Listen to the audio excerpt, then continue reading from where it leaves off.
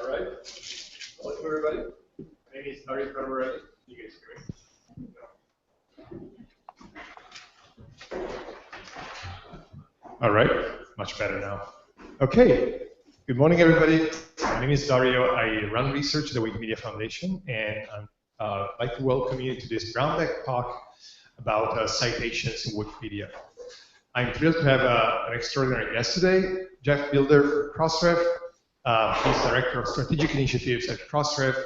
For those of you who don't know what CrossRef is, I'm sure that Jeff is going to give you plenty of context on this, but if you see like these meaningless sequences of characters to click on when you want to access the product paper, you can blame this guy.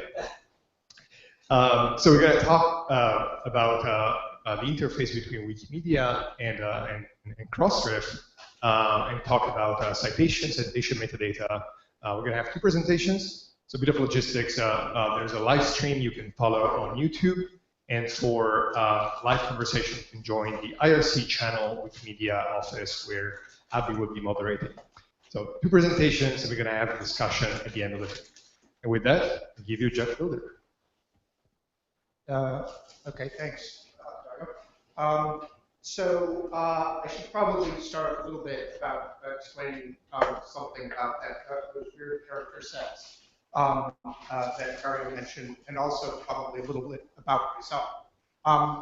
As Dario mentioned, I'm the Director of Strategic Initiatives at CrossRef, and that's really a grandiose way of saying I do the new stuff.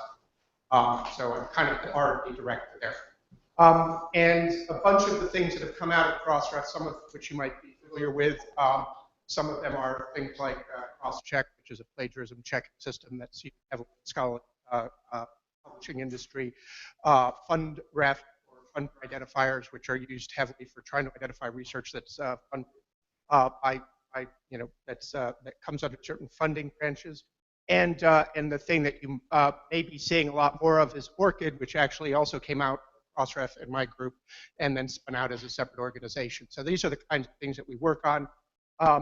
Largely, I think if you were to characterize stuff that we work on, it's infrastructure, scholarly infrastructure.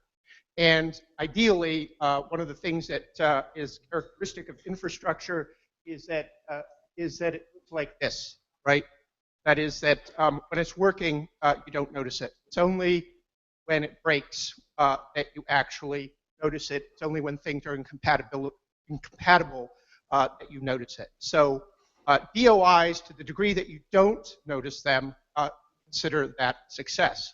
Having said that, that leaves us with a kind of difficult situation, which is that we often have to explain a little bit about what they do, because it's not immediately obvious what they do.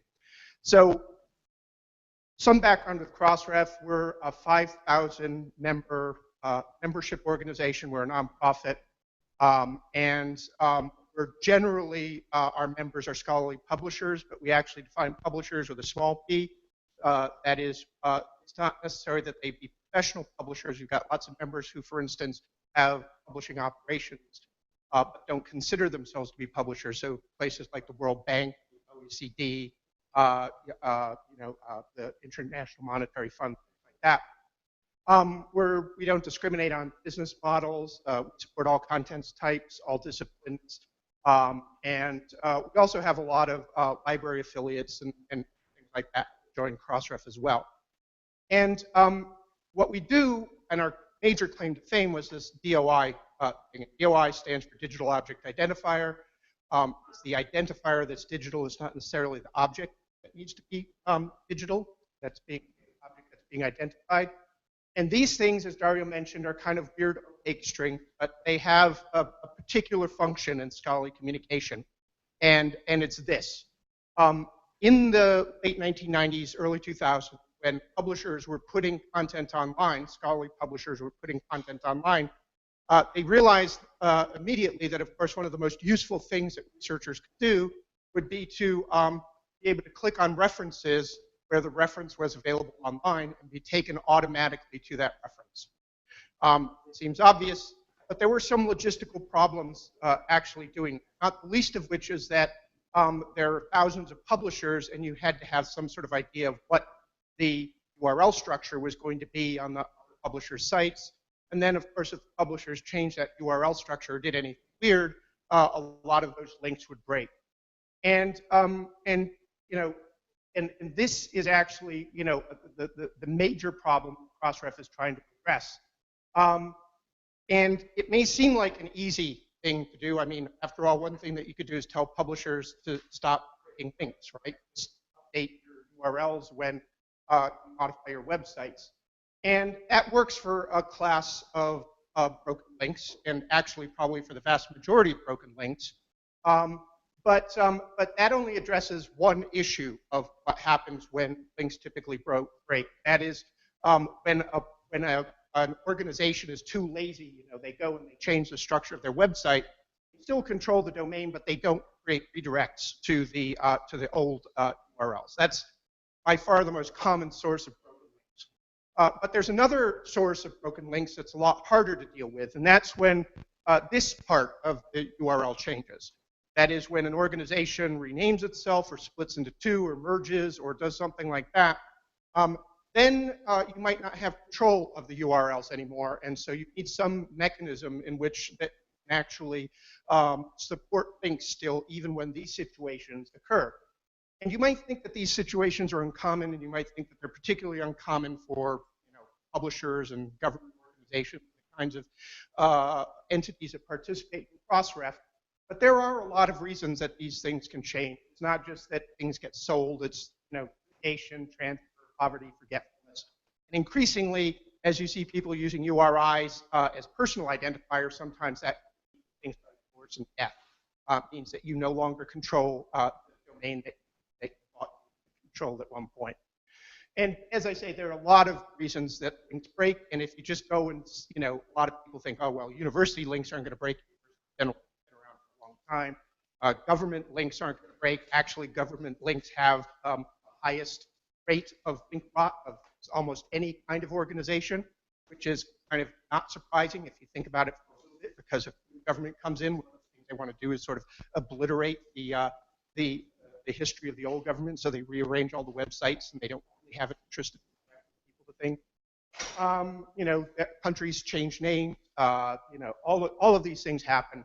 And that's when the domain name might actually change. So these are the things that we're trying to address. And particularly, we're trying to address them. Well, one reason, of course, is because links are important. They're votes, just like they are on the web. But more importantly, in the case of scholarly articles, they represent the evidence record, the scholarly citation, right? These are, if this goes away, you can no longer see the evidence for the claims being made in scholarly articles.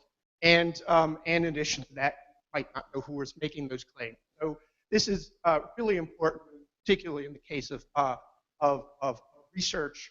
So we really had to deal with it. Now, the mechanism that DOIs use is not fancy. It's not a technically difficult problem to solve. It's a more socially difficult problem to solve. But what DOIs do is they give you this. They work very much like a card catalog, right? If you go to a library, a physical library, in the old days, you would go and if you looked in the card catalog, they would not tell you, the card catalog would not tell you a book was, you know, on the 3rd floor on the 5th shelf from the back. It would give you a call number. And then the call numbers would be mapped to physical locations. And that meant that if they rearranged the library or reshelved books, they didn't have to update the card catalog. They could just change the mapping of the call numbers. And DOIs work exactly the same way. That horrible opaque string that Dario mentioned earlier is in fact a URL that is a pointer. It goes, it says, okay, where physically does this URL exist now? So if a publisher changes their website, or if they get acquired, or if they change a domain name, or something like that, all they have to do is update those pointers, and all the old links using the DOIs will continue to work. So this allows us to persist links, you know, and this is an important term, persist. We don't claim that they're going to be permanent. Persist is sort of a synonym more for stubbornness. We say they're stubborn links. We will, you know, do our best to update them. We will contact our members. We will do things like find them and turn off their ability to deposit if they don't update their links. But by and large, they do, because of course this is a great source of traffic for them. It's and they take this stuff seriously. They take scholarly references series. So that's the way that the system works. As I said, the technology isn't important. It's a simple redirect. Almost every URL shortener on Earth uses similar technology. But the thing is that they don't actually have an organization behind it, and they don't have a membership model that, that requires the members to actually adhere to certain conventions and to actually behave in a certain way. So the technology is very similar, but the organization is really important. And again, this organization, mediates this problem of having to do multiple bilateral agreements between what really are thousands of publishers. A lot of people, when they're thinking about scholarly publishers, if to the degree that they know them at all, think of the big ones, Elsevier, Nature, and so on and so forth. And of course, they're our members, but if you actually look at our membership list, it's now approaching 6,000 members. And that's an awful lot of people trying to keep track of. And so this central linking switchboard really helps. So what does this have to do with the Wikipedia? All right, well, years ago, when I first joined CrossRef, one of the things I was interested in doing was understanding a little bit about how non-scholarly content was making use of scholarly literature. So, blogs linking to scholarly literature, were social networks linking to the scholarly literature. And at the time, one of the things that I looked at, this was back in 2007, was I looked at Wikipedia. And I downloaded a dump of Wikipedia at the time and analyzed it to see how many DOIs seemed to be being referenced, and also to look at references themselves to see if they might, even if they didn't have DOIs, whether they looked like they were scholarly. And at the time, the answer was there were a few, but there were a lot. And so I sort of promised that I'd come back to the problem later on, because it also looked like that things were changing and things were growing. And we did come back to that, to the problem. Somebody from my group, we went and we took the referral logs for the DOI system, that is the things that show us every time somebody clicks on a DOI and where it redirects to. And we looked at those referral logs to analyze who was driving traffic to our member sites. And we were interested broadly in just understanding particularly how traffic was being driven from non-publisher sites, because we have a pretty good idea of how much the publishers themselves drive.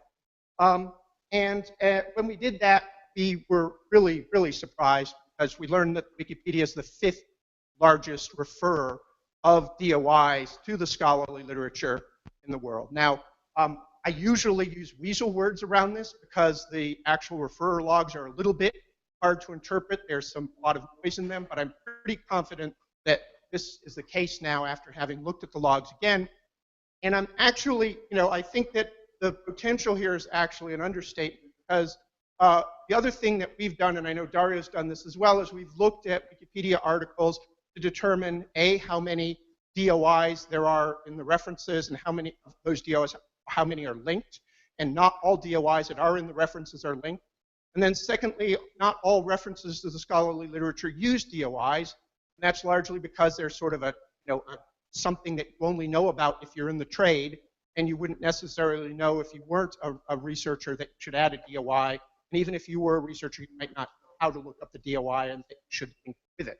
So we think that there are probably a lot more references to the scholarly literature, probably, and even traffic suggests. So what this translates to is that back in 2013, when we last analyzed this data, I tried to get a refresh of the data to present today, but it's still being processed, so I don't have the numbers. But back then, it was about 20 to 30,000 referrals a day.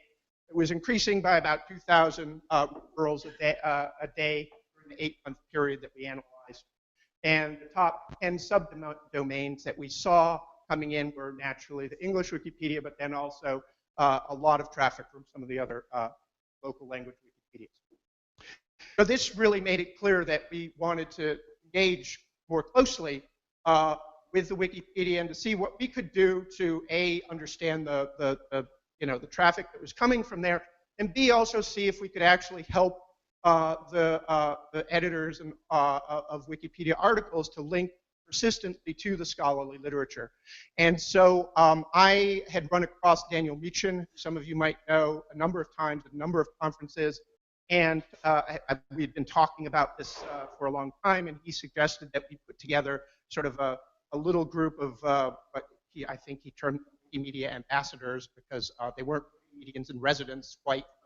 They were people who were interested in scholarly literature. Back in London at Wikimania 2014, we first met and talked about some of the things that we might be able to do.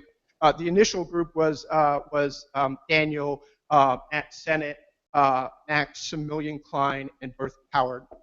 But then a few of them got distracted by other things, and ultimately, last year, we got together with Maximilian Klein and Anthony DeFranco to work out on a project specifically to take advantage of something that had just been launched on the Wikipedia, which is a live stream of edits, and to see what we could actually do with that stream. And so we worked with them, and they prototyped a system that they called Citations that looked at this stream and tried to pull out DOIs. And a few, I think a few months later, sometime in March, we announced that we had a live Wikipedia stream of Wikipedia edits showing things like in near real time, whenever anybody cited or critically uncited a DOI in any of the Wikipedia so if you go right now, I hope it's live, to wikipedia.labs.crossref.org, you'll see basically this live update of Wikipedia edits, and particularly articles that are citing the scholarly literature and, as I said, sometimes unciting as well. And this has been a really useful exercise for us because it's really got our members and scholarly publishers interested in traffic that's being driven to them from outside the scholarly literature. It's really highlighted this as a source of a lot of interest. And so they've really been encouraging us to actually further explore what we can do to encourage people to link using persistent identifiers, and B, for us to monitor this and help build tools that help people not just use DOIs, but use other kinds of persistent identifiers like PMIDs and stuff like that. And most recently, just this week, again, Joe Wass, who works for me in Oxford in the UK, decided that he was going to take advantage of the fact that the Raspberry Pi Zero had come out, and he went out and he managed to snag one of the last ones before they sold out. And at the beginning of the week, he posted this little experiment that he conducted, where he put together a Raspberry Pi, basically a real-time framed Raspberry Pi Zero that's showing us how many DOI citation events or uncitation events are occurring. So now we proudly have this on our wall in our office at Oxford next to the refrigerator. So if that doesn't show you how important we think this stuff is, nothing will.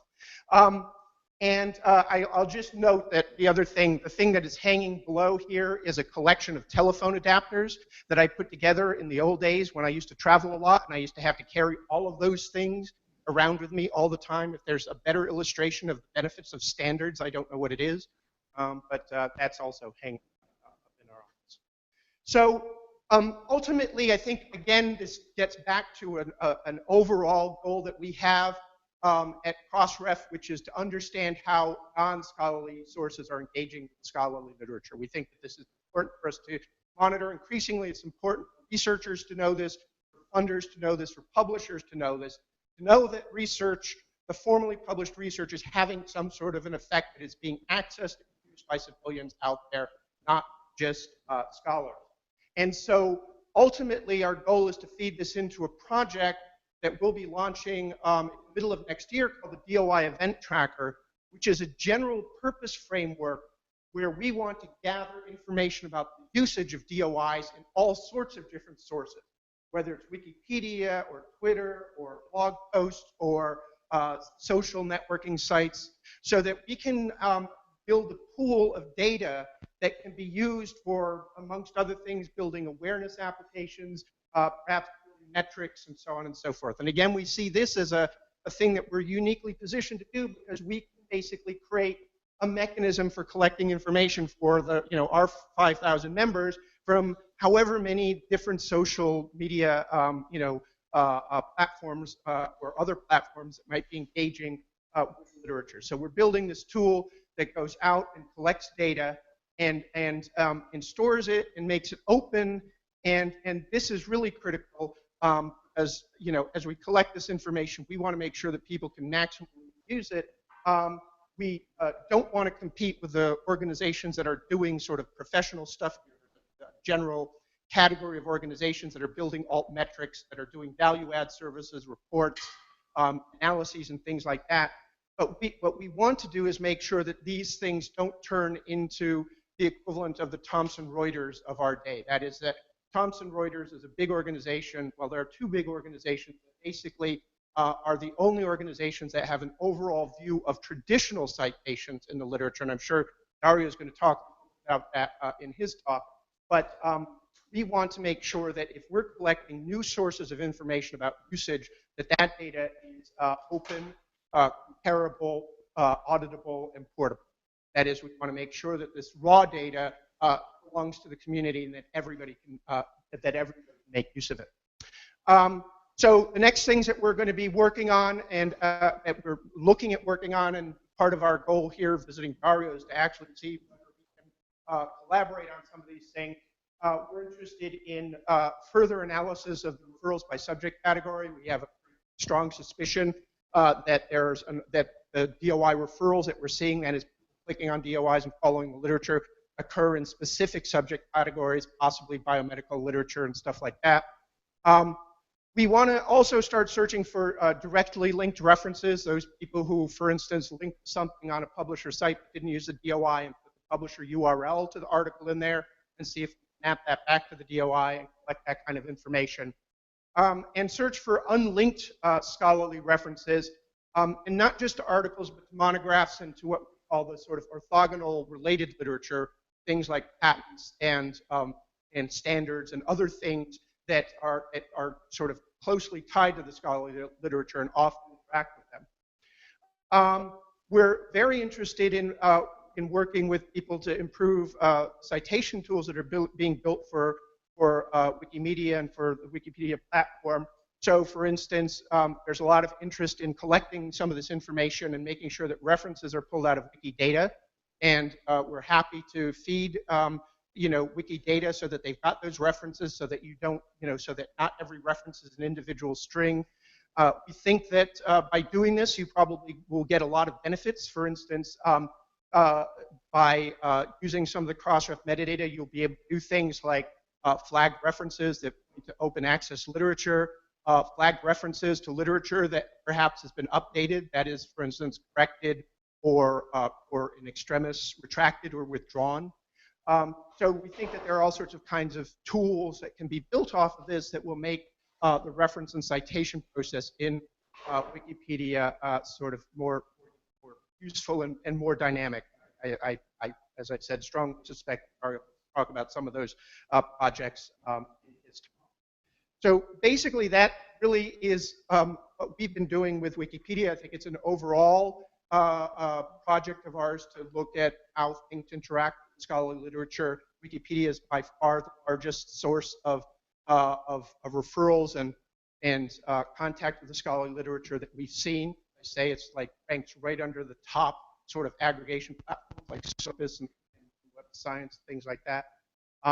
If you're interested in tracking the stuff that we do further, you can look at our blog.crossref.org or labs.crossref.org, where we post all of our experiments and talk about them. And of course, you can contact us directly. Joe Wass is the person who's been working most directly on a lot of this kind of stuff. The person who's built that tool. But also, a lot of it depends on the other guy in my team, Carl Ward, the API that Dario and others are planning on using to mine some of these references and Wikidata. And of course, you can contact me if you're interested in any of this stuff. Sure, I'll be working, we'll be working pretty closely with Dario. So anyway, that's it. I think I actually hit time. to use. Fantastic. Thanks, Jeff. This is the best possible introduction to my talk I could have thought of. Brandon, can you help me switch to the Google Docs? While we're doing this, I want to say thanks. That Jeff covered one issue that is really critical in terms of the disappearance of links, link rot. Huge, huge issue if we want this network of references to remain persistent and available. I'm going to cover another aspect of issues that we have with links and sourcing. This can be the main focus of my talk today. Okay, looks like it's working. Yep. All right.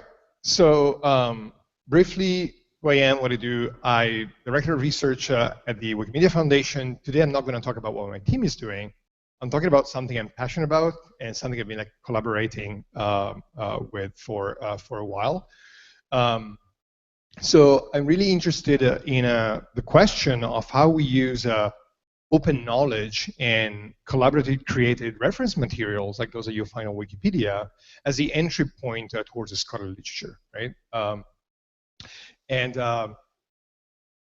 Cameron Nealon is the one who came out with this brilliant wording of Wikipedia as the front matter of all research. He hosted this great workshop at Wikimania in 2014. A few years before the Chronicle of Higher Education called Wikipedia the highest layer without formal vetting that represents the ideal bridge between the validated and the unvalidated web. And I found this like a pretty strong metaphor for what Wikipedia represents. So typically when people start talking about access to scientific knowledge, the audience expects like a rant about paywalls, about how broken the publishing model is. And today, instead, I want to talk about technology. And so you hear me talk about unique identifiers, you hear me talk about structured data, you hear me talk about bibliographic metadata and Wikidata, and you hear me talk about GOATs. And the reason why I want to talk about GOATs today is that I want to give you an example of what I like to call the disappearance of provenance. I think is the main topic I want to talk about, and ways we have to counter this general tendency that we see today on the web. So my goal today is threefold. I want to try and persuade you that algorithms used by search engines are undermining linking and sourcing. Otherwise, two of the fundamental tenets of the open web, and ultimately Wikipedia, which builds itself on the notion of sourcing and verifiability. I want to try and persuade you that Wikidata is a solution to this problem. And finally, I want to introduce you to a little-known project led by the community called Wiki Project Source Metadata on Wikidata, which is actively trying to address this issue. So back to GOATs. As I'm sure you all know, Wikipedia has an amazingly well-resourced article about goats, their anatomy, their diet, their evolutionary history, their presence in fiction and pop culture, with dozens of references and up to 135 languages. We really have plenty of very well-resourced information about goats on Wikipedia. And somewhere in the middle of the English Wikipedia article, you will find a very inconspicuous sentence about the average lifespan of a goat with footnotes and references that you can look up to verify that statement. Now, this is what a popular search engine gives you when you search for the average goat lifespan, 15 to 18 years, period. Now, let's take a look at this. This information seems to have been extracted from Wikipedia, or at least from the source that is cited by Wikipedia, but it's presented with no provenance information whatsoever. And you can try this exercise with plenty of statements, that you can think of. They can have like a quick answer of this kind. And this is not an accident. This is something that search engines are heavily investing into. I don't know how many of you have heard of the Google Knowledge Vault. Quick show of hands. Yes, a bunch of you? Okay. So The Knowledge Vault is one of the most ambitious projects Google is currently working on in terms of like going beyond Freebase as its semantic engine. And the idea is that Google can currently crunch its vast catalog of documents in its index and generate what they call confident facts. And confident facts are basically triples, like statements like the ones that we just saw. They are extracted from all the sources, and they are given a given level of confidence as a function of how many sources back the statements. So in other words, references are just used as signal to determine the confidence that Google has in the truth of these statements. They're not necessarily represented as the output of the algorithm, right? They're instrumental to generating these statements. And I think this is a trouble that we need to be aware of, and direction that raises some interesting questions. Obviously, Google is not doing this for fun. This is basically the dream of the linked data vision, right? Where you can have quick answers that you can generate just by looking up a pool of connected facts. And with most people shifting to mobile, this need for quick answers is becoming even more pressing. So this is an example of what you see when you ask Siri, how long do greyhounds live? You get an answer, in this case, is from Wolfram Alpha, but it's pretty much the same story, right? The answer is about 11 years, no source whatsoever. And interestingly, if you go and check what Wolfram Alpha is doing, they have a big disclaimer, and they tell you that you shouldn't really expect to pinpoint any single source for that statement. They really warn you that is not what you should be doing. And the reason is the same. So they have a bunch of sources they're using. They want you to trust the answer engine, right, as the authority for that statement. Provenance-free information, that's what users are looking for. They only care about the actual statement, not the source backing it. So David Weinberger made a fantastic and compelling point back in 2012 when he basically called out the despicable behavior of these websites that are linking to themselves as opposed to linking to external sources. And he called these sites a stopping point in the ecology of information. And he basically argued that by taking the links out of content, these websites are turning themselves into the authority for this information, right? As opposed to allowing people to verify these knowledge claims in the original context. And in a recent conversation with him, he actually reminded me that there's a war for this, and there's a beautiful precedent in history for this notion of provenance-free information, and that's the almanac, right? So the almanac is basically the best example of an answer engine that doesn't give you any context about the source. And humanity in 2015 is recreating the almanac thanks to algorithms, which is an amazing achievement of our civilization.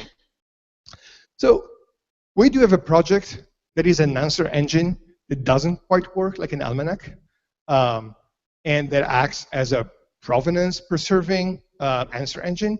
And that's Wikipedia, right? So Wikipedia is all about verifiability. It's not about truth. It's about providing access to reliable sources. And its reputation does come from the fact that you can look up and verify by yourself this information. That's what makes Wikipedia such an outstanding public service. That's why Wikipedia is not an authority in itself. It's an entry point towards authoritative sources. And you might think that we're doing a good job, given this is basically our official mission. But things are far from being perfect. What you see here is the breakdown of statements we have on Wikidata as a function of the source that they have. And up to 80% of these statements, as of last month, are either using Wikipedia as their main source or have no source whatsoever. So only roughly 20% of total statements in Wikidata do have a source as an external source that is transparently represented as backing that statement. This is giant tech data on the quality of data that Wikidata is generating. So how do we start tackling this problem? And I think we have an outstanding opportunity at Wikimedia to address this issue by building a human annotated collaborative repository of all citation and source data and try and bridge the gap between information we present on our projects and the sources that back it. So in a perfect world, where all information can be represented as a connected pool of statements, metadata about the sources and sources themselves should be part of this database, right? There's no reason why this should not be part of a database. And there have been like countless efforts to try and build a comprehensive repository of open bibliographic data, and CrossRef represents probably the most accomplished effort in that direction. But CrossRef only represents some of this data. It makes only some of this data publicly available to the general public. And CrossRef data, for example, is not integrated into knowledge base. It's very hard to go from a bibliographic reference and maybe the author information to the topic of that reference, or to the institutions to some extent. Basically, CrossRef data is a fantastic but insular source of information about sources. How do we connect this to the knowledge bases that we're so good at building here at Wikimedia? So within Wikimedia itself, there have been at least 10 years of attempts that I'm aware of at building a repository of bibliographic information for all the citations that we have in Wikipedia. These efforts go back to 2005. None succeeded. They predate largely Wikidata. But finally, we're here. So finally, we have Wikidata, and I think we have a project that has the vision, the technology, the community who's geeking out about metadata and structured data, the ability to operate at scale, the right licensing model, because we're talking about mostly CC0, non-copyrightable information. And finally, and importantly, the independence, because we want to have a service that is not a spin-off of a publisher, but is a central repository that is not subject to commercial interest by third parties. And so basically, we have all the conditions today. Wikidata has all we need to start building this human curated repository of all citations, starting from citations using Wikipedia. And this sum of all human citations could then feed into a large ecosystem of consumer services, internal integration, Wikipedia and Commons. Jeff mentioned altmetric services before that are measuring the impact of citations. And also we have, of course, all of the providers of scholarly metadata and identifiers. So how do we start building this? Well, it turns out there's a group of people in the librarian and scholarly and Wikimedia community, including myself, who got together and started figuring out how to build this. So meet Wiki project source metadata that you can look up on Wikidata. So the first goal of these people was to try and determine a data model for storing source metadata in Wikidata as items. The idea is, what are the properties that we need to represent the core set of information we want to store for any given citation, like journal article properties, journal properties, book properties, author-related properties, and so on. And I think we did a pretty good job. We have now a solid schema that has been discussed and vetted. And we start having, in Wikidata itself, plenty of publications are already stored using this schema. So this is an example of a journal article published in PLOS ONE, one of the journals by the Public Library of Science. This is the title. You can see the license, the language in which it's written, the authors, publication date, and main subject, and even a picture of what this paper is about. So all of this is possible today, and we already have quite a few publications in Wikidata already using the schema. But what are the actual benefits of this approach? At the end of the day, you could say, you know, we have all these references in Wikipedia already, and they're structured to some extent. This is what a template looks like in English Wikipedia, site journal template. Now, the trouble with this approach is that right now, all of these citations are buried in the body of an article. There's no way you can interact with them as items in a database, right? You need to parse content. It's a huge pain to try and make any sense of this. And so people still, if they want to cite something, they need to add a reference to the actual article. How if we could instead cite by reference, as you can do in most reference managers today? How if you could pull the reference from a database like Wikidata and cite it by referring to the item that exists in Wikidata and generate the appropriate reference string? So this is possible today on many wikis by using these templates that allow you to pull information from Wikidata.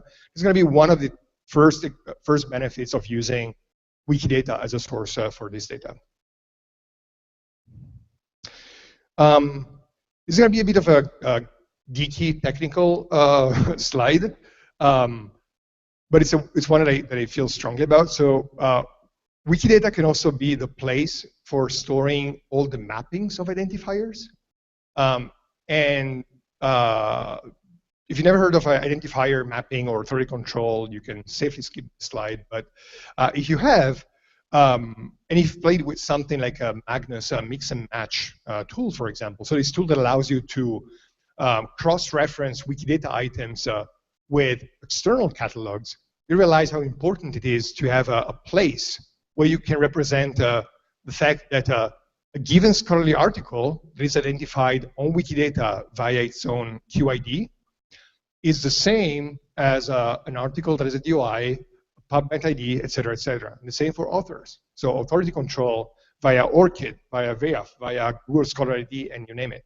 So Wikidata can become the place that holds all the mappings that describe the same objects.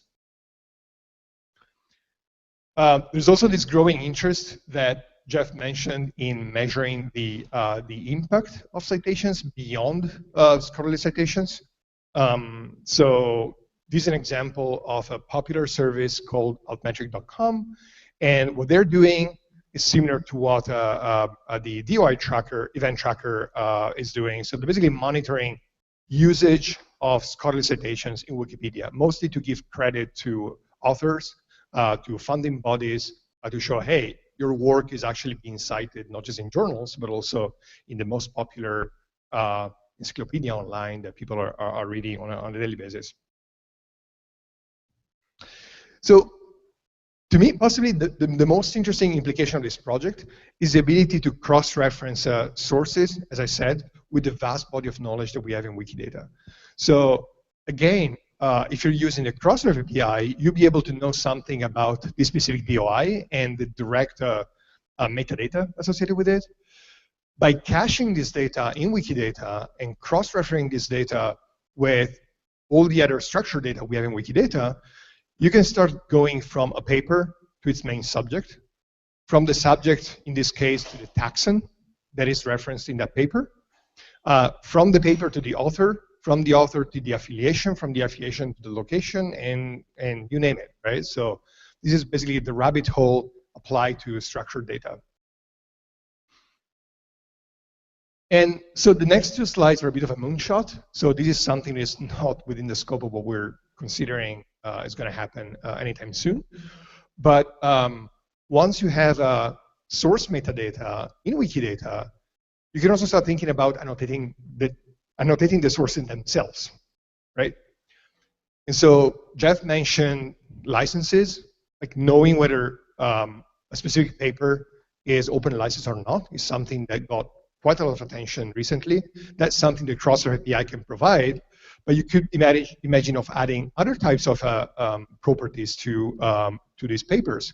So for example, retraction, you can start representing links between different sources, for example, A citing B. You can even go as far as representing the semantic type of these relations, right? There's a proposal for what is called citation ontology that has been discussed for a couple of years.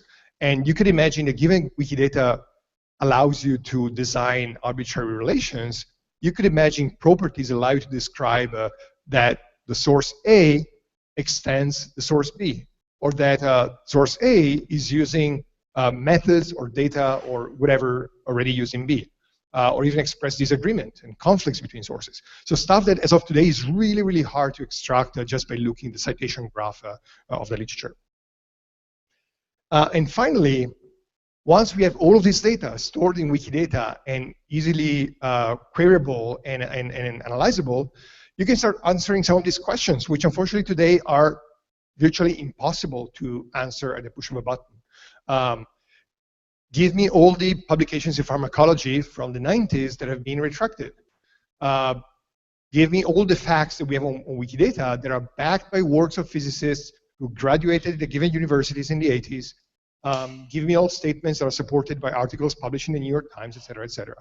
So all this like a work that is really fundamental for the validation of this knowledge as a function of sources will suddenly become possible if we have all this data queryable in Wikidata.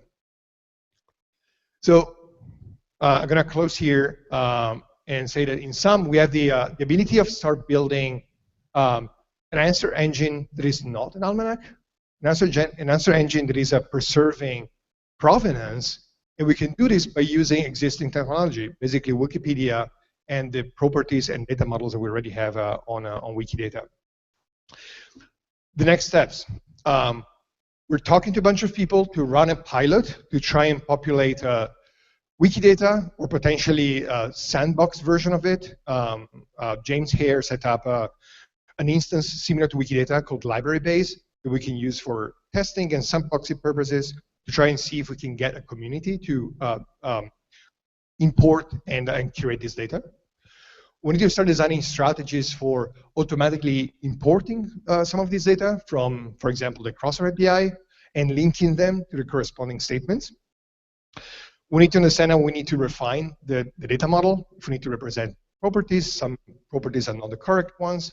There's a big issue of entity disambiguation. Once you start having all these authors called John Smith with multiple IDs, the question becomes how you disambiguate them.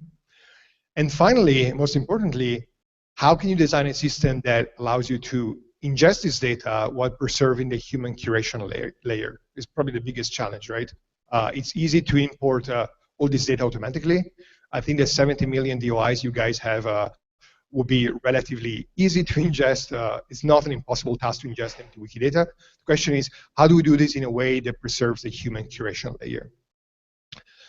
And with that, I conclude here. Thanks for your attention, and I'd be happy to take any questions. Jeff, you can join me here. And we have relaying questions from IRC.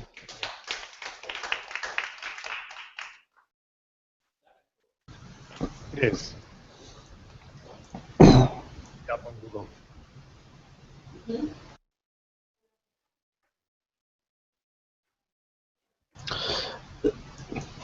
Hey, Dario. Yes? This is Jake. Is this, I might have missed, is this questions time? It is. Hi, Jake. Great presentation, both of you. Awesome stuff. I'm curious, obviously the vision here is to capture all citations ever, but our kind of shorter term or more proximate issue is just capturing all the citations that are on Wikipedia. I was wondering if you could talk about the relationship between those two stages. Yeah, that's a good question. And the short answer is I don't know how this is going to play out. What I know is that we want to start small. Like I said, we cannot just start thinking of ingesting all this data. Again, 70 million statements is not an impossible size comparing to what we could store in Wikidata. But that probably wouldn't be desirable. So I think the first step is going to be after we sandbox and test the data model.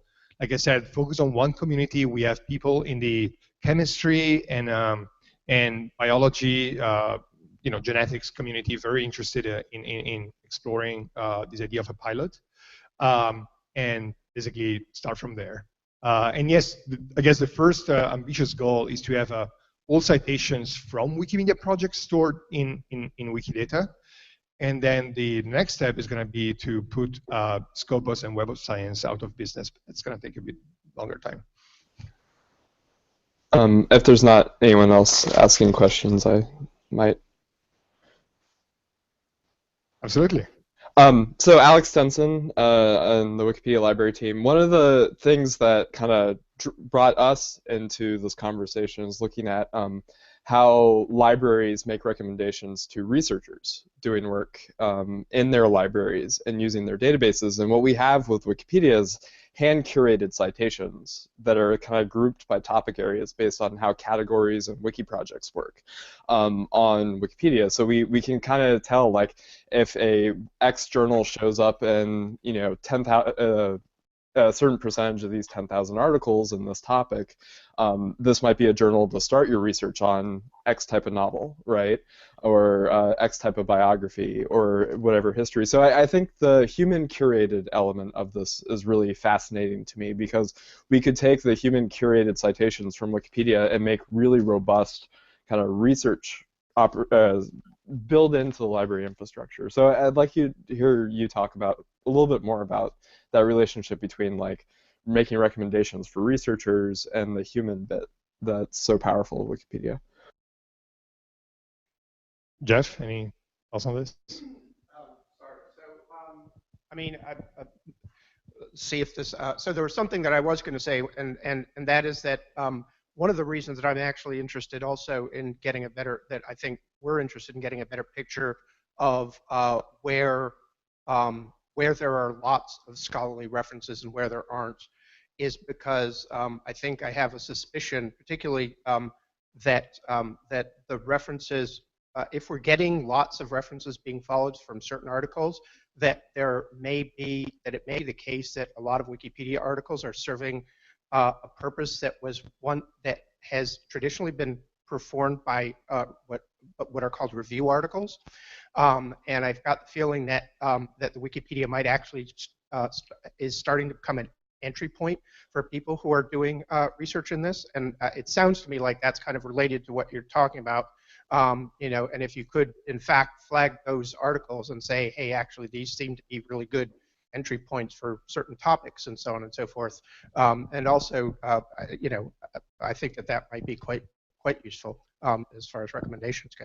Yeah, the other thought that I had was related to the maintenance of so like quality of this data. I know in some cases we have author names that are you know, misrepresented, and I guess one of the assets we have in Wikidata or in Wikimedia in general is that when we cache this information, we can also revision control it. So if a human notices you know, an incorrect spelling of an author name, or in some cases their actual titles that are not correctly represented, or there's a mismatch between, I guess, the official record on the publisher site and CrossRef. I guess one way of thinking of the human curation layer would be also to address that issue of potential errors in data. Right. And I mean, CrossRef has been interested in this area a lot too, because one of the things that we find with things like ORCID and CrossRef and things like Archive and even PMC is that none of them are set up so that other people can make assertions or corrections about the metadata easily. And in our view, we would like to encourage, and this is part of what we're looking at with the DOI event tracking system, is to allow people to put information in there about DOIs that maybe hasn't been put in by the publisher. So, for instance, if a funder knows that a certain DOI identifying an article, that article was about something that had been funded by them, they might want to be able to make that assertion. Or if the researcher does that, they might want to be able to make that assertion. as far as versions go, we actually think that collecting all of those statements together might be useful, even if they contradict each other. Of course, if they don't contradict each other, that gives you a bit more sense that it might be actually correct, the statement. But if they do contradict each other, that's also useful information to know. So we're interested in sort of storing these assertions or claims, as we state them, so that people can harvest them and see claims from different parties about the same identifiers. It's actually a great point. The idea of having some of this data representing Wikidata means that we also have talk pages, right? Mm-hmm. So you now have an entry point that is collaboratively editable, where you can have a discussion about a specific source. It's centralized and it's open license, and so it's a better way of saying what you just referred to. I have a question from IRC. One is 70 million plus probably an average of 3 authors. So 200 million items is a rough estimate. About affirmative? Yeah. So yeah, when we talked about an estimate of how many items and statements would have to be created on Wikidata, if you start thinking of the item itself, the authors, the affiliation, the journal, we're talking about something around that order of magnitude. So again, it's not unthinkable given the current size of Wikidata. That would be by far larger than the current size of. So that's not something we're considering at this stage. Right. I mean, the 70 odd million, and I think it's 77 million. CrossRef has 77 million DOIs assigned to research objects, the vast majority of which are articles. So we have bibliographic and non-bibliographic information for that. The thing that, in your case, that you have to be considering is, of course, the number of relationships between those 77 million items, and that's going to be many hundreds of millions of relationships. And that's not to mention the relationships between those things that have formal references and the things that don't, right? Because there's an awful lot of data and other stuff out there that hasn't traditionally been included in scholarly references that, of course, I think both of us are interested in seeing referred to more robustly. Scalability, thankfully, is not a giant issue at Wikimedia, so we'll solve that problem once we get there.